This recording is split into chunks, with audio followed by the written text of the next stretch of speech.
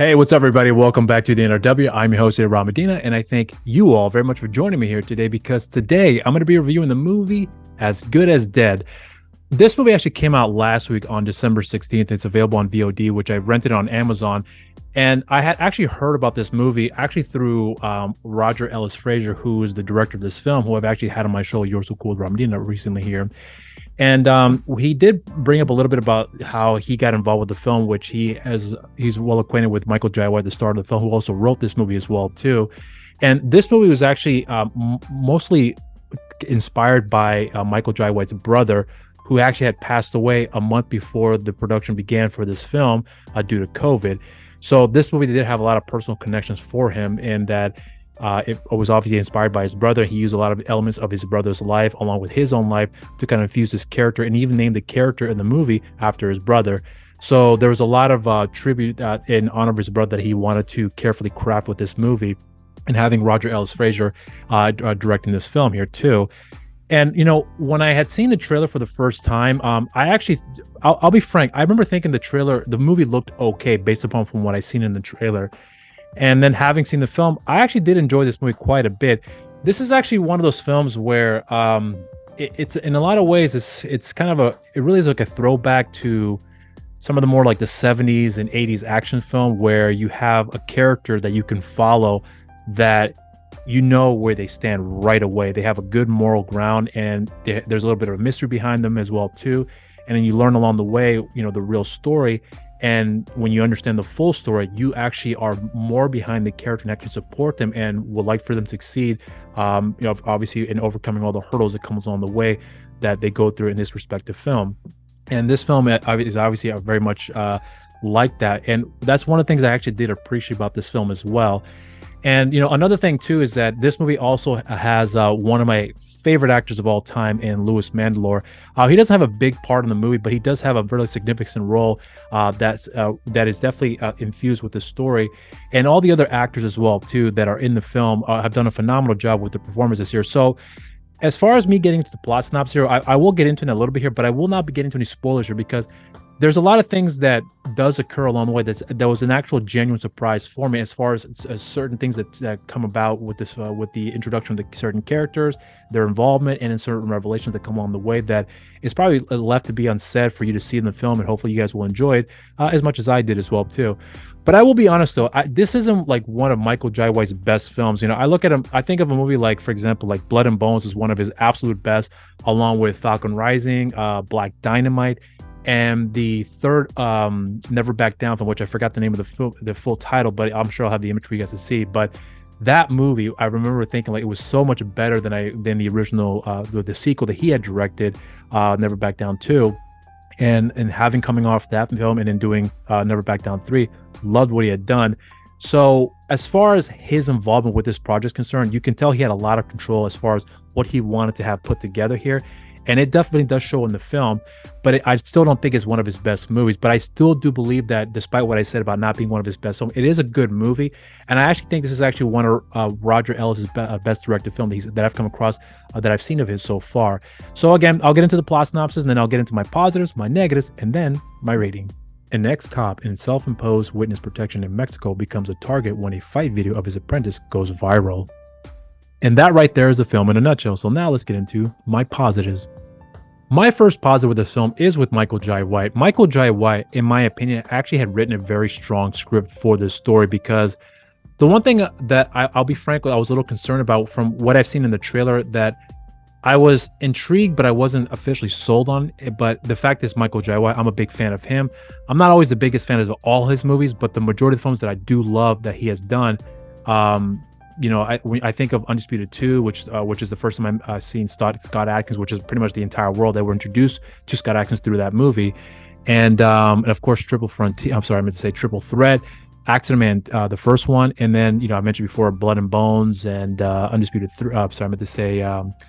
Never Back Down 3, just to name a few. Like, there are some films that he has done that are just absolute gems in my opinion.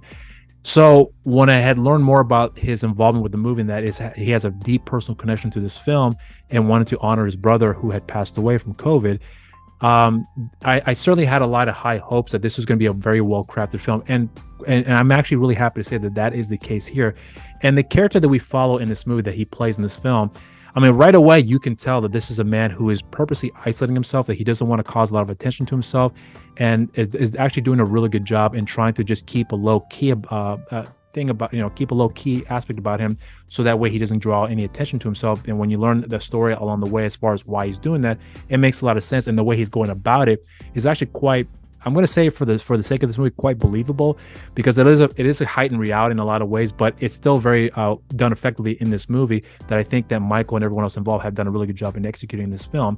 But the character that we follow with him, this is a guy, like I said before, you see what you get, and you know right away this guy has a really high moral ground. And for what he has gone through to lead up to where he is in Mexico, which is where the movie takes place at, and why he ended up there in the first place, it's something that you actually tend to understand and agree with him, and then understand his motivation and why he's doing this more or less self-imposed witness protection thing that he's going through here, where people are looking out for him, could not find it. And then when they learned about his whereabouts through a video that one of his students that he was teaching a form of martial art style that caught the attention of those very same men that are looking for him, that ended up exposing his whereabouts, and then in turn escalating. The thing starts to escalate from here.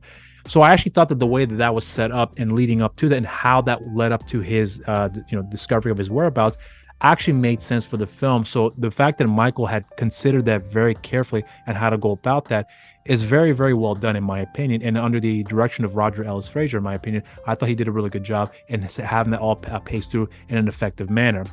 The other thing I want to point out too is with the young kid who's more or less a student in this film.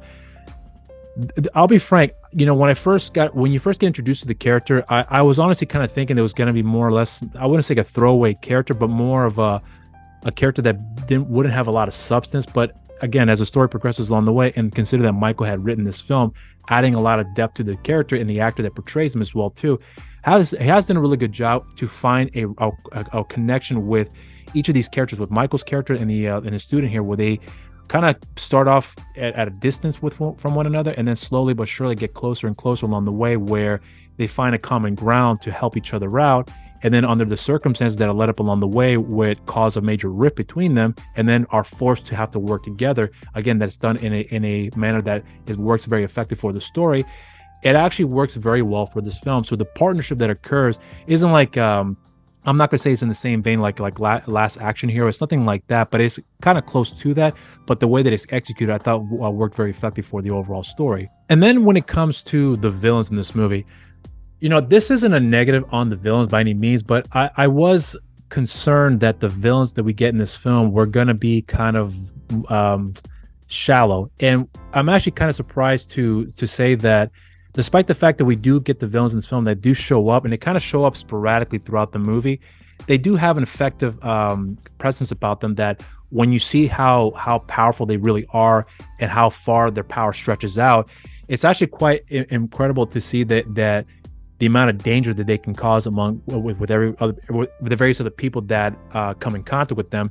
And the main guy being Tom Berenger, who's a legendary actor in his own right, having worked in numerous films like The Substitute, of course, Inception. What else? I'm just throwing up films out there off the top of my head that I'm forgetting right now. But this is an actor that he was also in Sinners and Saints as well too, with Johnny Strong, that's directed by Will Kaufman, which I actually just saw last night, and I still love that movie to this day.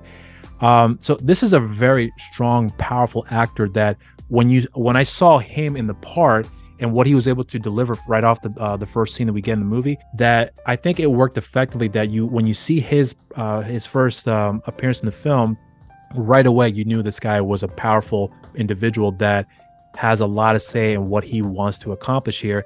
And then when you finally do get a chance to see how else, how far his more or less his power stretches out here, it actually works really effectively too. And again, I think a lot of the credit goes to Michael's writing and executing that type of story, and be able to see how the villain, even though you don't see him that often, you can still feel the presence around how dangerous they really are, even when you don't see them all that much. So I actually thought that worked quite well.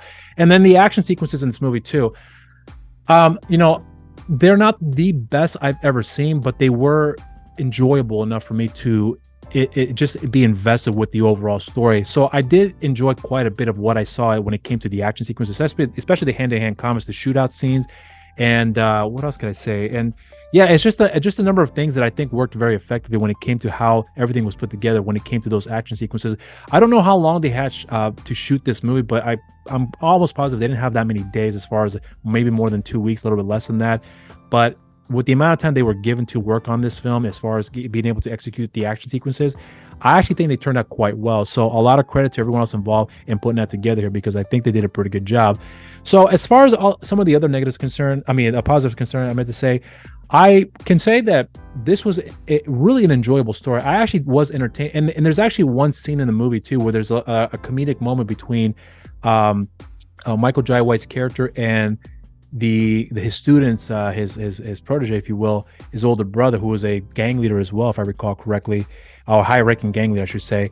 And they have a conversation about where you get to learn about Michael's character's history, and he's making comparisons of Jean-Claude Van Damme films that more or less fit kind of like his life. And then they're having a conversation about the movies, his films about this, my life is about that, and it's two different things. I mean, same environment, but two different stories altogether, nothing to do with me.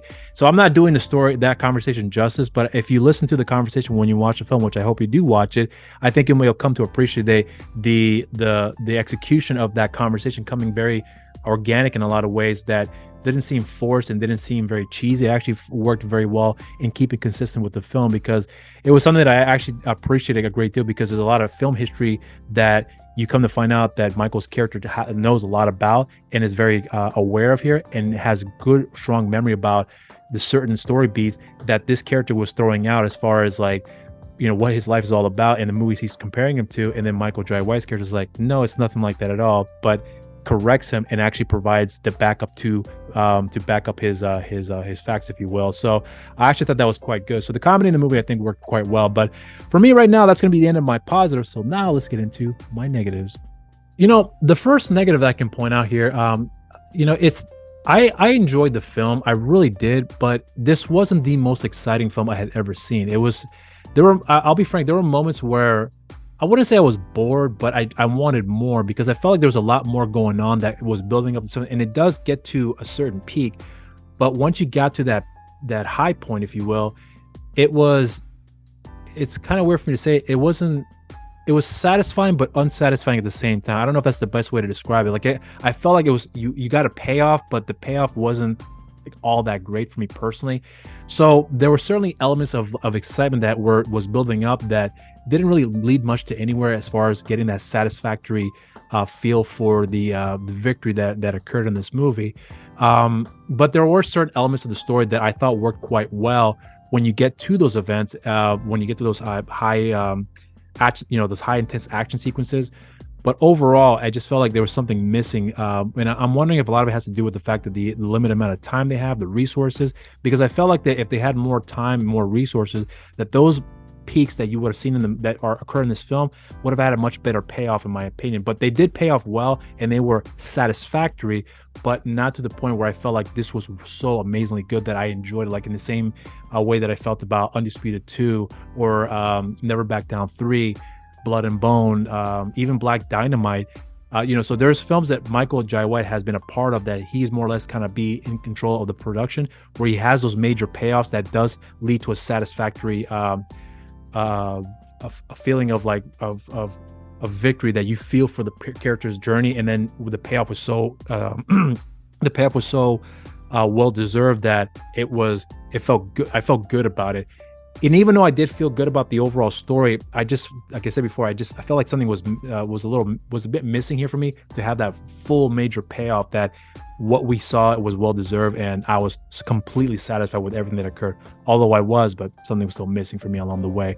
So as far as that's concerned, I would also point out too that even though I did enjoy the villains, I still felt like there was an issue with the villains as far as being like a major threat, because the story, I wouldn't say it's all over the place. It's pretty consistent, but I always felt like the villains were, it's like you have one set of villains that show up and then they're taken out. Then another one comes in, show up, and then they're taken out. Then another group of villains show up and they're taken out. So it's almost like as if though there is I'm not gonna say an inconsistency, but I felt like there was something that was missing to have like an overall feel from one man, even though you do get that with Tom Berenger. But when he's in the scene, you felt that, and then you feel the effects after the fact. But then other people come in along the way in their place, if you will, to kind of handle the job more directly. And I felt like that was kind of where the disconnect had occurred for me, where they didn't have the same impact that Tom Berenger had, or his character had, that I felt, where you can feel the threat, you feel the power, but all the other villains after the fact didn't really have that same effect here for me. And Louis Manlow is one of those villains in this movie, and he's great in the film, but unfortunately, his character didn't do much for me, where you could really feel like how impactful he could have been, and it really wasn't for me. So I think that'll be the end of my negatives here, without really getting into spoilers here. But now let's get into my rating. Now, I really did enjoy this film. This is a film that I actually would go out of my way to go buy, and I would go out and rent it again, before it comes out on DVD. I'm pretty sure it will. If it doesn't, then I'm still going to go rent it again, because I really did enjoy this movie quite a great deal. But I still had issues with the film, where I got a good movie, but I felt like we could have got a much better film. And I think a lot of it just has to do with the fact that we just needed more time with the production, more resources, because there was a bigger story that was developing that just never actually reached that peak. But with the limited resources they had, they did make the best of it and make the most out of it. And I thought that was great, and I really did enjoy it. But I still wanted more after everything I just had seen with this narrative here. So even though I still had issues with the film in that sense, I still think it's an enjoyable film that you all can walk away and have a good time with here. So for me, I would say this movie is a raise the glass. And those are my thoughts on the film. If you have seen this movie, let me know what you guys think in the comment section down below. And if you haven't done so already, make sure you subscribe to the NRW, make sure you share, like the videos, and hit the notification bell while you're down there as well. And also follow NRW on social media, on Instagram, New Release Wednesdays, on Facebook, Nerds Rule the World, and on Twitter at the NRW. You can follow me on my social media accounts, on Instagram and Twitter, Mr. Rob Medina, and on Facebook, simply just Rob Medina. And I have a show on the channel called You're So Cool with Rob Medina, and I have social media for the show as well. On Instagram, You're So Cool with Rob Medina, and on Twitter, You're So Cool with WRM. And that'll be for the review, guys. I hope you guys enjoyed it. Until next time, stay safe out there, and cheers.